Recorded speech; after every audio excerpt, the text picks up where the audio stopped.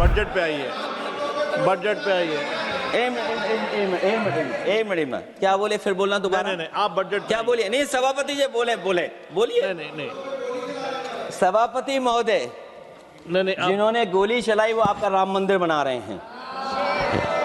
सभापति महोदय, जिन्होंने गोली चलवाई वो राम मंदिर बनवा रहे हैं। अगर कुछ पता ना हो तो जाकर के पूछ लेना, पता कर लेना।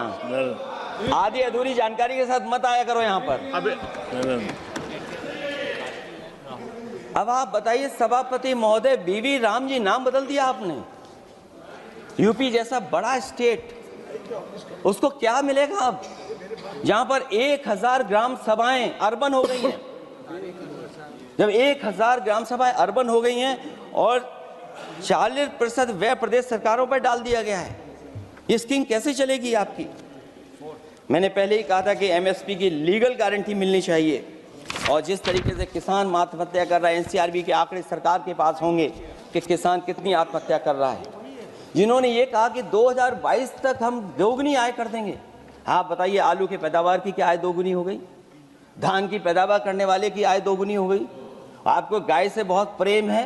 हमारे क्षेत्र में खुद एक काऊ मिल्क प्लांट बना, यूपी का पहला काऊ मिल्क प्लांट। आपकी सरकार ने उसको बंद कर दिया। आप कहते गाय की सेवा करो, लेकिन पहला यूपी का काऊ मिल्क प्लांट वो आपसे बंद हो गया। अगर शायद हम ऊंट के मिल्क की चॉकलेट बना रहे होते उस प्लांट से तो वो प्लांट चलता रहता। आय दोगुनी कितनी हुई है बताएं सरकार? मत्स्य पालन और पशुधन विकास की तरफ सरकार का कोई ध्यान नहीं है। सरकार का कहना है कि वित्त अच्छी हुई है, लेकिन क्या कारण है कि एफडीआई में लगातार कमी आ रही है? विदेशी इन्वेस्टर्स क्यों बाहर ले जा रहे हैं?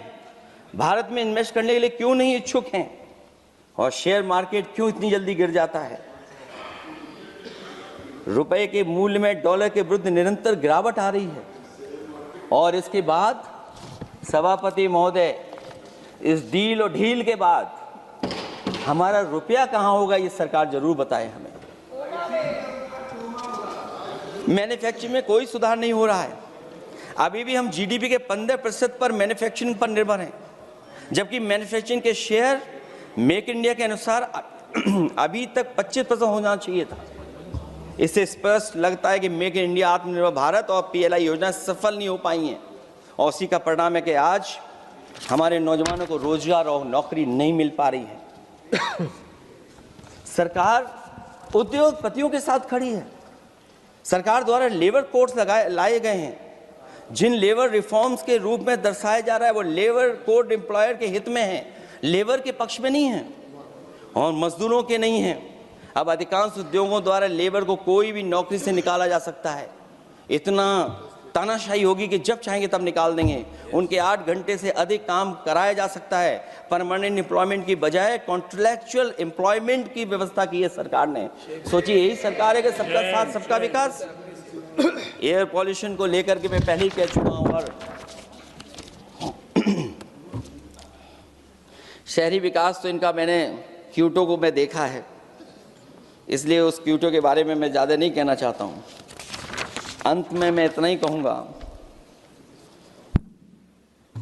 कि स्वास्थ्य और शिक्षा के केवल 10% और 14.2% बजट बढ़ाया गया है, जबकि पिछले वर्ष का पूरा बजट इन दोनों मदों में खर्च ही नहीं किया गया है। आखिरकार सरकार बताएगी खर्च क्यों नहीं हुआ, आखिर क्या कारण है, किसकी वजह से खर्च नहीं हुआ है?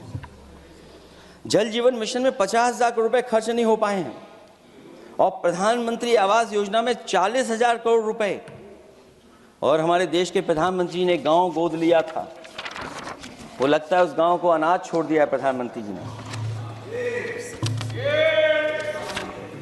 वो गांव ही अनाथ छोड़ दिया है। आरबीआई के डेटा के अनुसार इनकम में जो नीचे 80% हैं, उनकी इनकम का शेयर 36% से घट करके 32% हो गया है और हर वर्ष में रियल वेजेस 2% कम हो रही हैं। आखिरकार इसका कारण क्या है? मुझे उम्मीद है सरकार बताएगी कि इसका कारण क्या है कि जिसकी वजह से लगातार गिरावट होती जा रही है। मैं रैंकिंग में नहीं जाना चाहता हूं कि हमारी रैंकिंग कहां है, गैर बराबरी की रैंकिंग में हम कहां पहुंच गए हैं। हम कितना नीचे पहुंच गए हैं। जो तरह तरह की रैंकिंग समय समय पर आती हैं, उन रैंकिंग के बारे में सरकार को ज़रूर पता होगा कि हम एजुकेशन इंडेक्स में कहाँ हैं दुनिया में, हम हेल्थ इंडेक्स में कहाँ हैं दुनिया में, और जो एयर क्वालिटी के इंडेक्स है उसमें हम दुनिया में कहाँ हैं। इसलिए सभापति महोदय, मैं अंत में इतना ही कहना चाहता हूँ कि ये बजट दिशाहीन है। 2047 तक विकसित भारत तो नहीं बनेगा, लेकिन हमारे गरीबों के साथ बहुत अन्याय होगा। जिस तरह एआई पे बात की गई है, एआई अगर अच्छाई और भलाई के लिए हो तो अच्छी बात है, लेकिन पता नहीं भारतीय जनता पार्टी पे कितना रिसोर्सेज हैं कि एआई और जितना भी हमारा वो है जो बजट है, वो सबसे ज़्यादा खर्च वो करते हैं दूसरों को बदनाम करने के लिए। इसलिए इन्हीं शब्दों के साथ मैं सभापति महोदय का धन्यवाद देता हूं। मैं उम्मीद करता हूं कि सरकार इस बजट को गरीबों की तरफ मोड़ेगी, पीडीए के लोगों की तरफ मोड़ेगी, जिससे वो भी मुख्य धारा में खड़े हो सकें।